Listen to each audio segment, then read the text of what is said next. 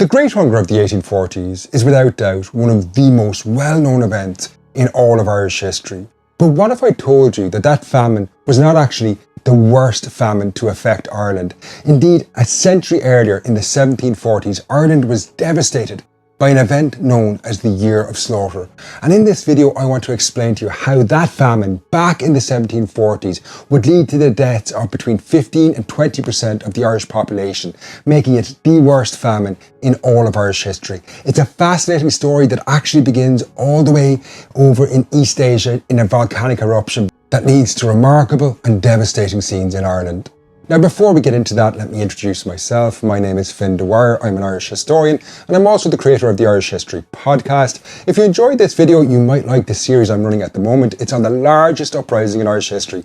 That's the 1798 rebellion, a fascinating event in Irish history that's inspired both by the French Revolution and the American Revolution. You can check that out at the link in my bio. But now let's head to the 1740s and the history of the Year of Slaughter. The origins of this catastrophe that devastated Ireland in the 1740s can be traced all the way back to East Asia in the late 1730s, when a massive volcano erupted in Kamchatka in eastern Russia. Now, obviously, people in Ireland at the time were completely oblivious to it, and indeed it wouldn't make its presence felt until the late 1730s. But in the final weeks of 1739, Ireland was affected by one of the worst winters in about 500 years. We don't have exact measurements of how cold it got, but we do know that lakes and rivers all across Ireland froze. Indeed, the River Liffey in Dublin city centre froze, and there's accounts from the time of a fair of sorts being set up on the river. Initially, people were kind of enthused and excited by such a rare occurrence. There's even an account in an English newspaper that an ox was roasted on the frozen River Liffey in Dublin in late 1739. But the excitement and kind of party atmosphere this inspired soon gave way to a growing sense of terror, because it was so cold in those late weeks of 1739 into the opening months of 1740 that people began to freeze to death in their houses. On top of that, very quickly it became clear this was going to lead to a devastating famine, because the potato crop, which had already established itself as the main food of the Irish population as early as 1740, was destroyed. Now, the crop had already been harvested, but it was stored in pits in the ground, and when the temperatures plunged in that freezing winter of 1739 to 1740, the potato crops basically were destroyed in these storage pits, and that would lead to a knock-on effect all across the Irish economy in the following months. By the summer of 1740, all food prices are rising sharply. Like in the Great Hunger of the 1840s, you start to get food riots breaking out across Ireland, and the devastation this affected the poor with is recorded all across the island. Initially, you've got people who freeze to death in the brutally cold winter, but even when conditions start to warm up, the famine sets in, so you get people who are severely malnourished, and as is the case with all famines, what follows on that is disease, and this will ravage Ireland through 1740 into 1741, and this will be one of the great causes of disease. Now, people at the time do not understand really what's happening, but this erratic weather caused by that volcanic eruption will continue all the way through 1740 and then into another terrible winter of 1741, where you get really heavy falls of snow and the crops are again devastated. Now, the Year of Slaughter will really come to an end in a tragic event known as the Black Spring of 1741, and that name, the Black Spring, really conveys the hard conditions that people in Ireland faced in the opening months of that year of 1741. Now, conditions would slowly start to improve later in that year, but when people started to take stock of the overall death toll in this famine, it had reached 15 to 20%. That was a shocking statistic, making it one of the worst famines in Irish history.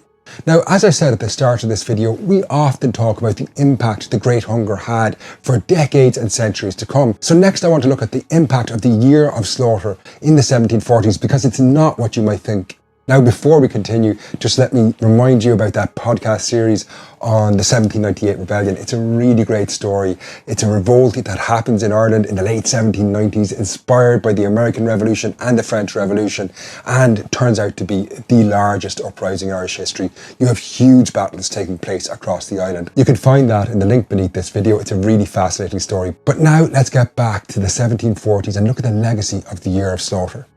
One of the greatest legacies of the Great Hunger of the 1840s is undoubtedly emigration. Irish people begin to emigrate in huge numbers during the 1840s and will continue to leave Ireland for nearly an entire century. However, in the 1740s, the situation is very different. There's no mass emigration out of Ireland during or after the year of slaughter. There is some emigration, but nothing like that takes place a century later after the Great Famine. And this defines one of the reasons why the year of slaughter is not really that remembered in Irish history, because bizarrely, the country actually recovers remarkably quickly. So the population of Ireland in the 1740s is generally thought to have been about 2.5 million. And that is affected massively by the year of slaughter. As I've said, somewhere in the region of 15 to 20% of people die.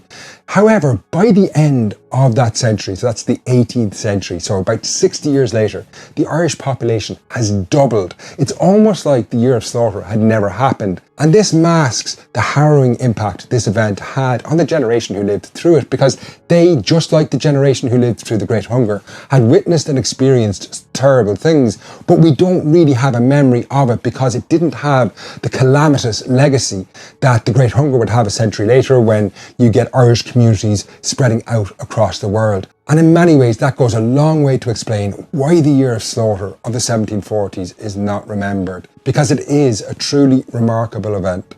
As I say, somewhere between 15 and 20% of the population perished. If you wanted to find something comparable, you'd probably have to go back to the Great Medieval Famine that took place between 1315 and 1318. If you want me to do a video on that, drop a comment below. That's a story of famine, warfare and invasion. It's a very interesting one, but it takes place back in 1315. Finally, before I let you go, folks, I want to tell you a little bit more about that podcast series on the 1798 rebellion. It's something I've been working away on for the last year and a half, and I'm really excited to finally share it with you. The 1798 rebellion is undoubtedly one of the most interesting and fascinating periods in our history. It explains so much about modern Ireland. So it obviously takes place in the summer of 1798. I think I mentioned that already in it, but the scale of that uprising is remarkable. There's huge battles involving thousands of people. Indeed, more people perish in the summer of 1798 than in the entire 20th century, which would include the Irish War of Independence,